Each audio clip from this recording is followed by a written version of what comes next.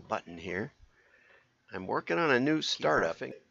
5, 4, 3, 2, 1.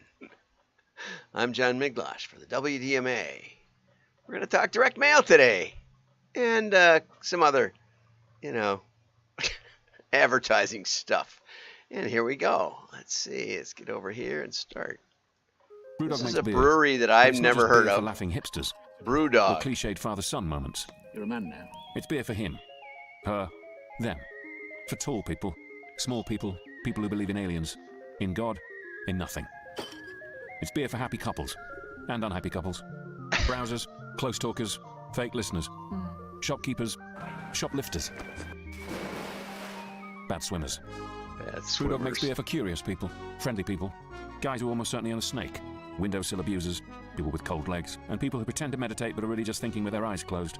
Yep, our beer is for everyone, because we're the world's first carbon-negative brewery, and plant trees for every beer you drink, making it a better world for everyone who drinks Brewdog, and even those who don't. That's why we're the planet's favorite beer. Okay, so anyway, I speeded it up just a bit because, I hope you could understand it. This is one of the few commercials I could find that was a minute in length. They seem to post a lot of stuff on social media, and it's 3 minutes, and I didn't want to put you through that. But I did want to show you that they did a thing. Let's call it a thing. And here's the drum. Brewdog unveils anti-sponsorship of Qatar World Cup. So the World Cup in soccer is coming up. For those of you who don't know, soccer is a game where you're not allowed really to use your hands. You got to move the ball around with your head or your feet or your, hips or whatever you want to use, but not your hands. Can't use your hands. Okay, and you put it in a goal. It's a little bit like hockey without any equipment. Except a ball, if you've ever seen hockey. Okay, so, and the World Cup is being played in Qatar, is how I've been told it's pronounced. And apparently there's accusations of bribery and all kinds of other shenanigans. So Brewdog put up some billboards, first Russia, then Qatar, can't wait for North Korea. And then they had a couple others. Proud anti-sponsor of the World F Cup. And then eat, sleep, bribe, football. And football, by that they mean with the feet, not with the hands. The beautiful shame. And that's so they came under some criticism. And this is from Adland TV, always my favorite. And because there's still going to be, yes, some people were happy to see the brand calling a spade a spade. I can't speak to the corruption or other things, but, and it also carries the brand's punk aesthetic quite well. But the trade union Unite criticized the campaign, saying the treatment of workers in Qatar is an international scandal, but Brewdog have cheek saying anything about workers' rights when hundreds of their own workers, past and present, signed an open letter detailing a culture of fear, with workers demanding an apology for harassing, assaulting, belittling, insulting, or gaslighting them. Okay, Brewdog is one of the worst employers in the brewing industry when it comes to doing the right thing by workers, according to Brian Simpson, the union spokesperson, the union organizer for the hospitality sector. Brewdog will still air all of the FIFA matches in their pubs. When asked why their president, let me see what's the president's name? I think it's Brian Wall.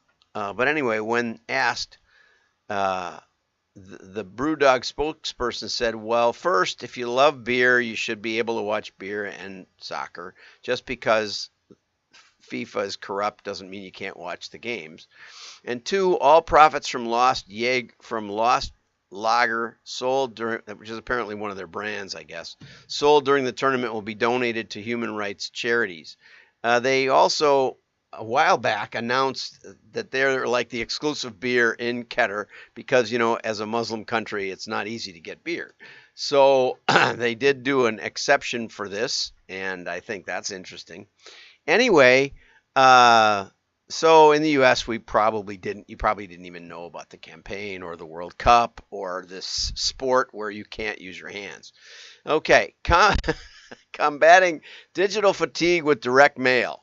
Okay, this is from Tony McQuilkin, and she's at Brand United, one of the editors at Brand United. So it was interesting. Right off the bat, she hooked me here. After several years dominated by pandemics and remote work, it's come as no surprise to anyone that digital fatigue is starting to set in.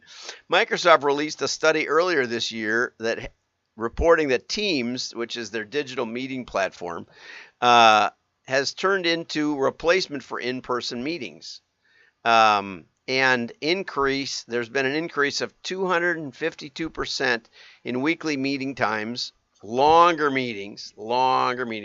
Tony, you could say this simpler. The meetings have gotten 2.5 times longer.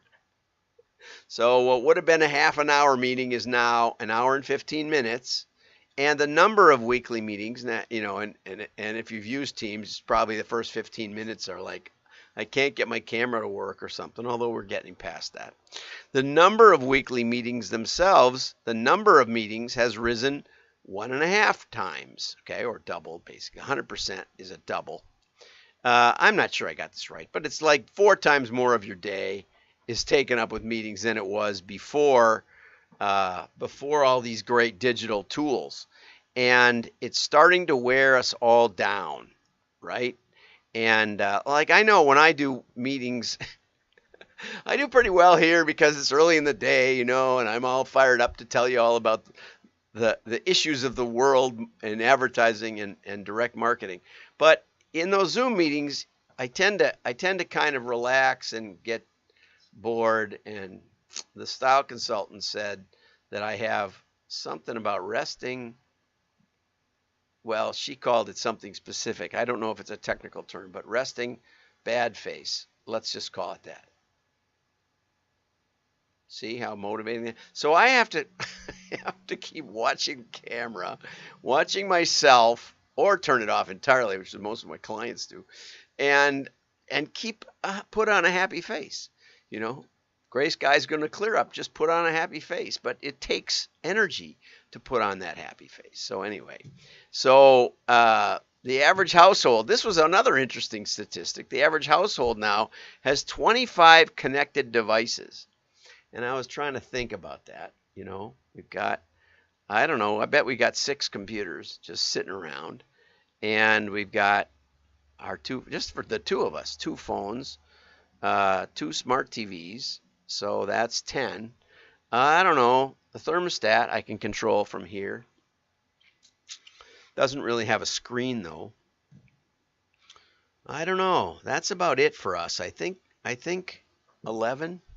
So maybe we're not average. We're below average household, I guess. If I thought about it more. Yeah, I think that's about it. Okay. Oh, we got another TV upstairs. I forgot about that one.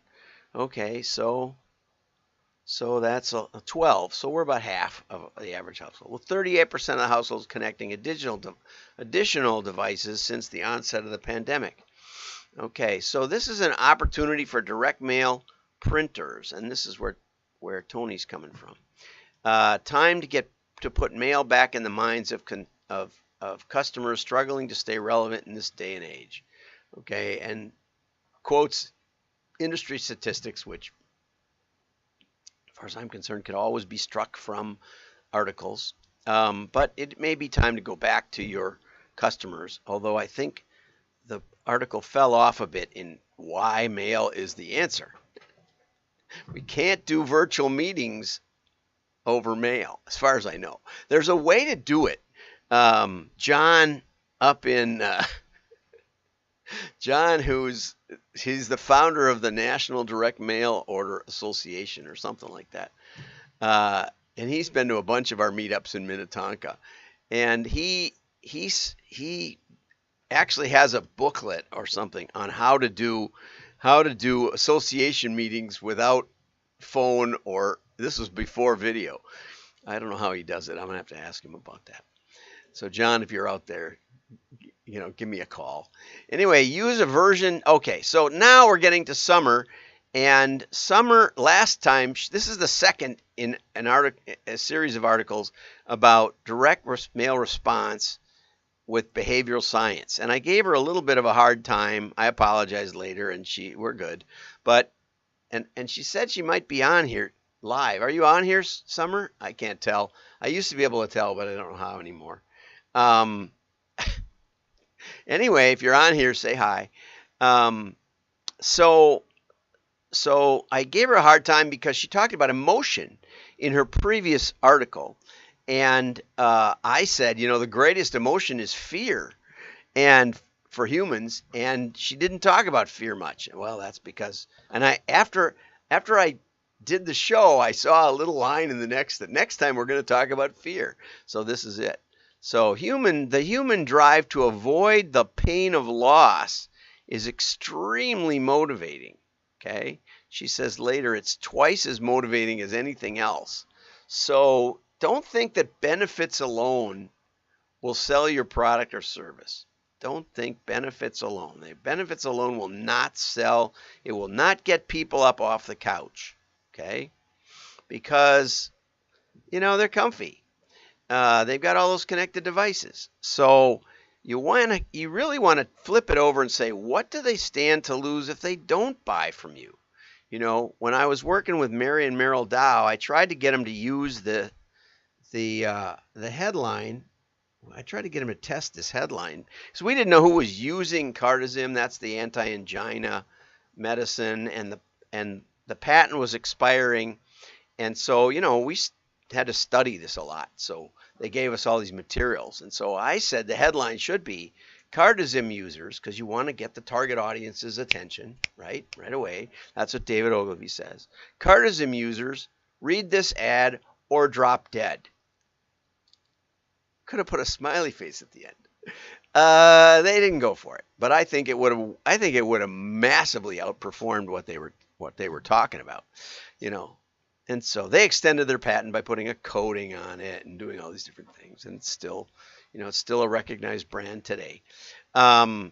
Anyway, copy focus needs to be on what they want to hear. This could be in all caps, Summer. What they want to hear, not what you want to say. Okay, that's always true. This is like truth, major truth in advertising. And one of the great things about direct mail is you can test stuff. You can test it, and you can figure out what is resonating with the customer. Oh, and to circle back on yesterday's show, I did go on that modern postcard. I'm thinking Modern Family. I went and watched that Modern Postcard webinar. I watched the whole thing, and I did see the word test on one slide toward the end. But basically, there wasn't one test mentioned. That word wasn't mentioned as far as I could hear. And so the whole webinar, let me save you some trouble, was recommendations, let's say. Oh, this works. This should work. This should work. That's not the way great advertising is done. Great advertising is done by somebody who has experience in what really works. Read Claude Hopkins, one of the greatest copywriters of all time. Scientific Advertising. It's available for free at scientificadvertising.com. I don't get anything for this. Read that. It's an abridged version, and it's like a half an hour read. I mean, you can read it really fast. Everybody in advertising should read it. And especially the people at Modern Postcard should read it, because Claude Hopkins basically says the principles that we're recommending were proven in the direct mail industry for the previous 50 years. And it was published in 1923, 99 years ago. Okay? So, and he said, I'm just stealing from the last 50 years of direct mail. Think about that, right? Amazing. Okay? So I'm always disappointed when articles and webinars don't give examples. You know, you may watch the show and you may think, well, he's just talking about stuff that he's done and it's all. No, I'm talking about tests we've run.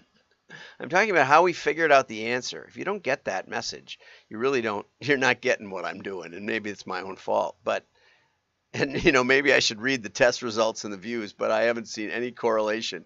You know, this social media is, you know, I just sit here and try to help you. And if you don't agree, give me a call. We'll do an interview. Or write an article.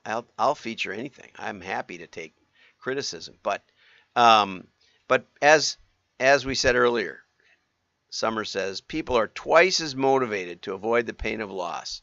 Okay, here's how you add it in. When you have a limited number of items in stock, say how many are left. Okay, I've seen that before. When you're doing an event, let people know that they don't want to miss it because it's only going to happen once this year, right? But why? Why should you be afraid to miss it? Because your friends are going to be there. Your competitors are going to be there. Okay, I'm running out of storage, which means my video may not work. Better sign off. But anyway, the article, as always, will be available at wdma.org. It's really super worth a read, right?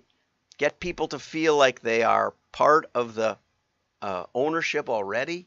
Free trials, she says, are great to get people feeling like they already own your product and then they don't want to lose it when it gets taken away. And even the tactile experience of looking through a mailer, you know, and I'm looking at the people enjoying this big screen projector, and I'm thinking to myself, that would be fun for the Lord of the Rings next week when we get to spam risk, when we get to our day after Thanksgiving. Anyway, have a great day. Like, share,